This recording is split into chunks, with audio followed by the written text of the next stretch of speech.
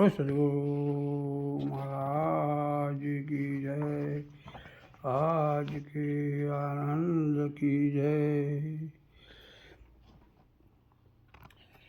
दया गरीबी बंदगी ने समता शील स्वभाव, इतने लक्षण संत के कहे कबीर विचार। संतता को जानिए दुभेद भावे नहीं, फल फूल तोड़े नहीं रहे बगीचा निमाई। संत बड़े परमारथी शीतल उनको अंग, शपथ बुझायो और की दे दे अपनो रंग। संत रहे संसार मेरे दीवा दाढ़ी के पेड़, सारे जगत से दोस्ती नहीं किसी से। तो सदगुरु महाराज की जय।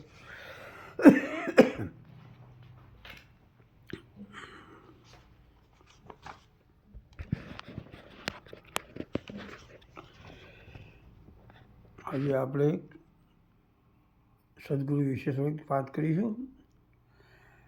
જેના સદગુરુ સાચા સાચા રે સર્વને સરખા ગણે, અવિચળ જેની વાચા રે મુક્તિ કદી ના ભણે. એટલે સદગુરુ કોઈ વ્યક્તિ પૂજા જપ તપ કે ક્રિયા કોણ જેવા કે પૂનમ ભરવી, એકાદશી કરવી, ઘરના રંગ પહેરવા, મંત્ર પઠનની પાછળ વળગાડવા, એથી સતની રાહે પોતે રહી તે મુજબ વાણી વર્તન આચરણ શુદ્ધ નિજ સ્વરૂપમાં આરૂઢ સંયમ રહી જિજ્ઞાસુ જો પોતાના ક્ષણે આવે તો પોતાને થયેલ અનુભૂતિ તે યથાર્થ સતમાં રહી સત શબ્દ સ્વરૂપે યુક્તિ પ્રકૃતિ કરી તેના ભીતરમાં રહેલ તત્વને ઉજાગર કરી પ્રાપ્તિની પ્રાપ્તિ કરાવે. શું કરાવે છે કે બીજું કંઈ અંદર નાખવાનું નથી, કંઈ ઉમેરવાનું પણ નથી, પણ પોતાની અંદર રહેલો જે સ્વયં પરમાત્મા એની ઝાંખી કરાવે છે કે પ્રાપ્તિની પ્રાપ્તિ કરાવે છે. એટલે પોતાના સ્વરૂપ બનાવે છે. તેમણે બીજો કોઈ ભાવ નથી. જે ગુરુ ચરણે પ્રાપ્ત થયું છે તેની પ્રાપ્તિ સ્વયંમાં કરાવી ને મોજમાં હરદમ રહેવું. જો વર્તમાન જીવન છે તેવું જ બોલે છે ને સત જેમ છે તેમ સમજાવે છે. જેમ છે તેમ સત એટલે કે યથાર્થ જેમ છે એમ જ સમજાવે, બીજું કંઈ નવું એ કહેતા નથી. તેની દૃષ્ટિમાં કોઈ ભિન્નતા નથી. જેમ કે નાત જાત ઊંચ નીચ કે વર્ણાશ્રમના ધર્મો તેમને નડતા નથી. તેમની દૃષ્ટિમાં સર્વ એક સમાન છે. તેમને સર્વ જ્ઞાની જણાય છે. કોઈ જેમને અજ્ઞાની જણાતો નથી, કોઈ તેમની આગળ અજ્ઞાની જણાતો નથી. આવો તેમનો શુદ્ધ અને પવિત્ર પ્રેમ છે.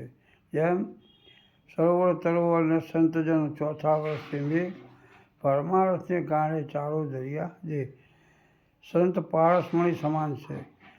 જેમ લોહ પારસનો સંગ કરે તો કંચન બની જાય છે, પણ પારસમણી પારસ બનાવી શકતી નથી.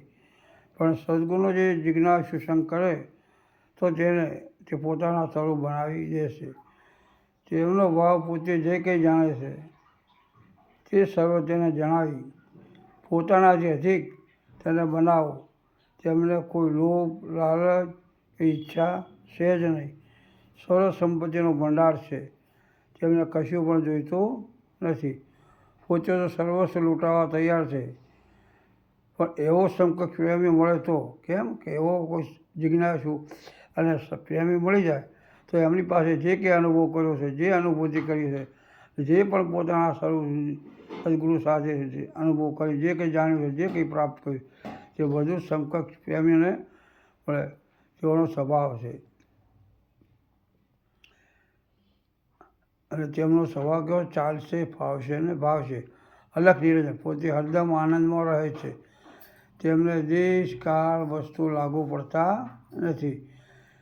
તેમને કોઈ દેશ કાળ વસ્તુ લાગુ પડતા કેમ કે સર્વભૂમિ ગોપાલની છે. એમને કોઈ એવું છે ને કે આ દેશ કે આ દેશ, સર્વ જ્યાં દેશ જ્યાં તે પોતાની ભૂમિ છે. તેમને સર્વભૂમિ ગોપાલની જરાય પણ ભેદભાવ છે નહીં અને સર્વને સરખા ગણે છે. તેમને સર્વભૂમિ ગોપાલની છે, જરાય ભેદભાવ છે નહીં અને સર્વને સરખા ગણે છે.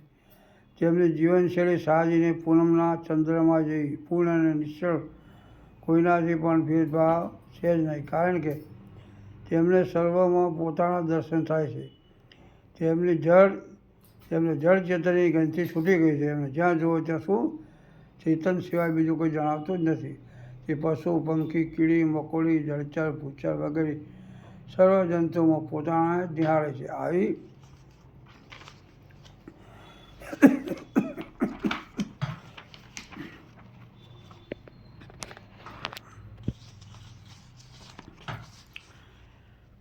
અજબ તેમની એ જંતુઓમાં પોતાના જ નિહાળે છે. આવી અજબ તેમની જીવનશૈલી છે. તેમની વાણી અને વર્તન શુદ્ધ કંચન જેવા દિવ્ય અને મધુર, જે સર્વને પ્રિય લાગે છે.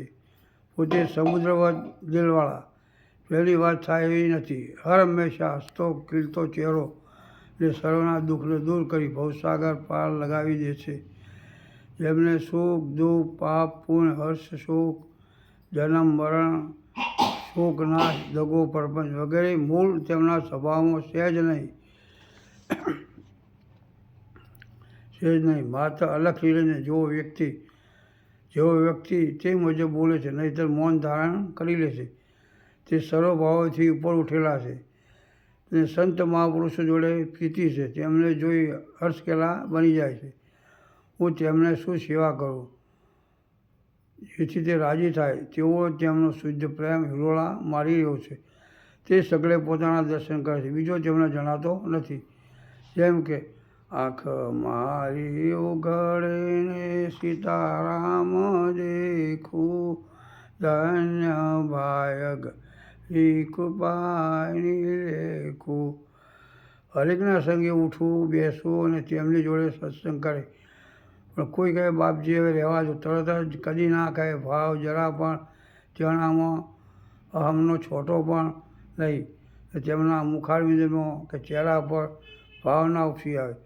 પોતે પોતાની મસ્તીમાં ભલે ભાઈ આવા દયાળુ કરુણાના સાગર, જેમ કે સંત સપૂતીને તુંબડા ત્રણનો એક સ્વભાવ, તારે પણ ડૂબાડે નહીં, હરદમ હસતા રહી દોડીને કરે કામ. એટલે કે જિજ્ઞાસુનું દુઃખ પોતાનું સમજી તેની સેવામાં લાગી જાય છે.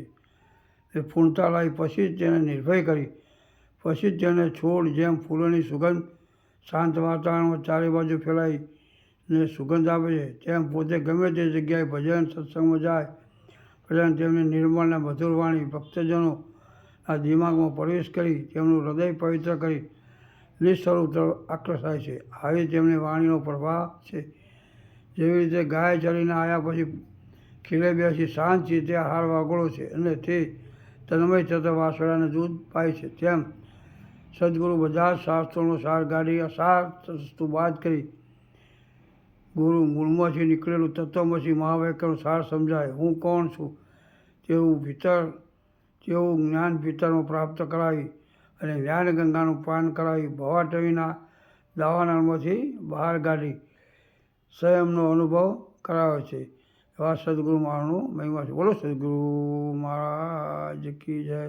આજ કે આનંદ કી જય. જે કંઈ બોલવામાં સચિત થયો હતો માફ કરજો, કારણ કે મારે થોડી શ્વાસની આ સાધનને તકલીફ છે. જય ગુરુ મહારાજ.